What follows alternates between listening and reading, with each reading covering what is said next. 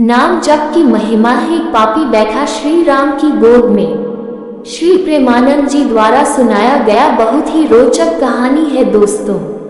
पूरी कहानी को सुनने से पहले चैनल को सब्सक्राइब और वीडियो को लाइक करना ना भूलें। अब आइए सुनते हैं। कर्मचंद और धर्मचंद नाम के दो भाई थे। धर्मचंद भगवत भक्त थे और कर्मचंद विषयी पुरुष था और शराब आदि का सेवन करता था।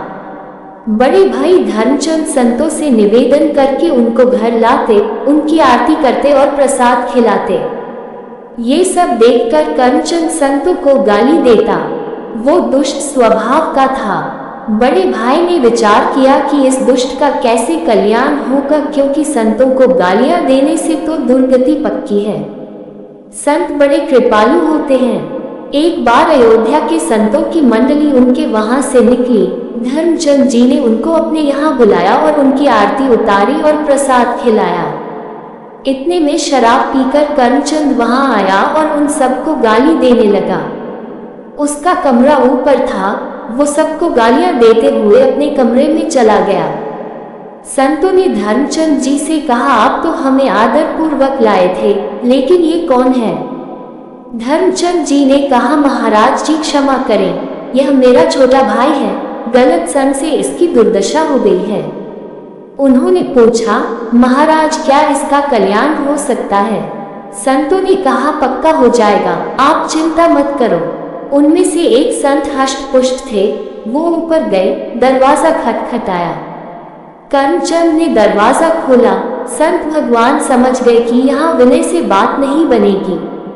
उन्होंने कर्मचंद को नीचे गिराया और उसकी छाती पर चढ़कर बैठ गए। संत ने कहा, राम बोल। कर्मचंद ने कहा, नहीं बोलूंगा। संत ने कहा, अगर राम नहीं बोला तो मैं तुम्हारा गला दबा दूंगा। यहाँ कोई तुम्हें बचाने वाला नहीं है। राम बोला। काफी देर विचार करके कर्मचंद ने सोचा कि अब बचने का कोई और उपाय नहीं है, तो बचने के लिए उसने कहा, राम राम। संत उसके ऊपर से हट गए और बोले, बेटा इस नाम की कीमत कभी मत लेना, इसे बेचना मत। कुछ दिन सारे पापों का फल कर्मचंद को मिला। उसे जानलेवा रोग हुआ और उसकी मृत्यु हो गई। पापी पहुंचा यमलोक। यमराज हुए हैरान। कर्मचंद यमराज के दरबार में पहुंचा। यमराज ने जब उसका लेखा जोखा देखा तो केवल पाप ही पाप था। बस 2 बार उसने किसी संत की कृपा से राम बोला था। यमराज ने बोला कि यह राम नाम जपना ही एकमात्र पुण्य है तुम्हारा। क्या लोगे इस राम नाम के बदले में? कर्मचंद को उन संत की बात याद रही कि बेटा इस राम नाम के फल को बेचना नहीं। कर्मचंद ने पूछा कि पहले तो हमें कीमत बताए इस 2 बार राम नाम जपने की। यमराज जी फंस गए। यमराज जी ने सोचा कि भगवान के नाम की कीमत लगाने से तो बहुत बड़ा अपराध बन जाएगा। उन्होंने थोड़ी देर विचार किया और सोचा, देवराज इंद्र से सलाह लेते हैं। यमराज जी ने ली देवराज इंद्र और ब्रह्मा जी से सलाह। यमराज ने देवराज इंद्र को बुलाया और उन्हें सब कुछ बताया। देवराज इंद्र ने कहा, इसका निर्णय तो मैं भी नहीं कर सकता, इसका निर्णय तो भगवान ब्रह्मा जी कर सकते हैं। कर्मचंद बहुत चतुर था। उसको भी नाम की महिमा समझ आने लगी। उसने कहा, ये भयंकर रूप वाले यमदूत मेरे सामने से हटा दिए जाए और जहां भी तुम्हें मुझे ले जाना हो, मैं पैदल नहीं चलूंगा, मेरे लिए पालकी बुलाई जाए।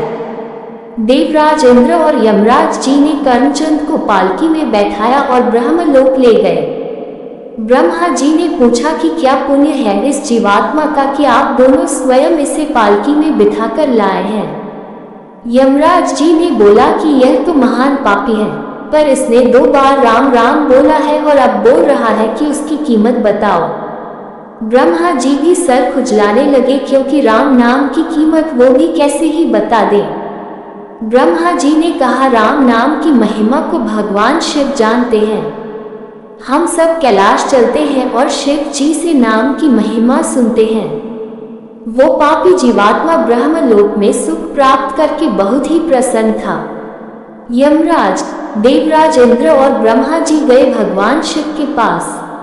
अब सब लोग भगवान महादेव जी के पास कैलाश पहुँचे। भगवान शंकर के दर्शन करते ही जीवात्मा को परमानंद महसूस हुआ, उसके सारे पाप नष्ट हो गए। शिव जी ने पूछा, आप सबका कैसे आगमन हुआ? यमराज ने बोला कि इस जीवात्मा ने 2 बार राम राम जपा है और उसकी कीमत पूछ रहा है। हम आपसे राम नाम की कीमत पूछने आए हैं। शिव जी ने कहा, रा कहकर मैं हलाहल विष को पी गए और उसको अपने कंठ में रोक लिया। मैं भी रात दिन राम नाम ही जपता हूँ और इसी राम नाम से काशी में मरे हुए जीवों को मोक्ष प्रदान करता हूँ, पर राम नाम की कीमत बताने की तो मेरी सामर्थ्य भी नहीं है। उन्होंने बोला, सीधे साकेत धाम चला जाए और सीधे श्री राम जी से ही इसकी कीमत पूछी जाए। जीवात्मा को बहुत आनंद प्राप्त हुआ। यमराज, देवराज इंद्र, ब्रह्मा और शिव जी पहुंचे श्री राम के पास। सब लोग जीवात्मा को दूल्हे की तरह लेकर साकेत धाम पहुंचे। भगवान श्री राम ने पूछा, कैसे आगमन हुआ? यमराज जी ने बताया कि प्रभु, ये जीवात्मा बहुत पापी है, लेकिन इसने आपके एक प्रेमी महात्मा के कहने पर 2 बार राम राम जपा है और अब ये उसकी कीमत पूछ रहा है। भगवान श्री राम ने कहा, इसको मेरी गोद में बिठाओ। भगवान श्री राम ने उस जीवात्मा को अपनी गोद में बिठाया और उसको दुलार करते हुए कहा कि कीमत तो मैं भी नहीं बता सकता, पर महिमा आप देख लो, ये पापी होते हुए भी मेरी गोद में बैठा है। ये कहानी निष्कर्ष, राम नाम की महिमा देखो कि शराब पीने वाला कुमार गगामी जी, जो संत द्रोह करता था, एक संत के हेतु की कृपा से उसने केवल 2 बार राम नाम जपा, तो खुद श्री राम ने उसे अपनी गोद में बिठाया और दुलार कर रहे हैं। यह अविश्वास न करें कि क्या 2-4 बार नाम जपने से भगवत प्राप्ति हो जाएगी या नहीं। एक ही नाम काफी है भगवत प्राप्ति करवाने के लिए। अगर नाम जप के साथ कोई अपराध ना बने तो प्रभु के नाम में रसा जाएगा, उसका स्वाद लेकर आप प्रभु को अपने अधीन कर सकते हैं। नाम जप से आपको प्रभु की लीलाओं में प्रवेश करने का और उनके श्री अन्न की सेवा करने का भी सौभाग्य प्राप्त हो सकता है।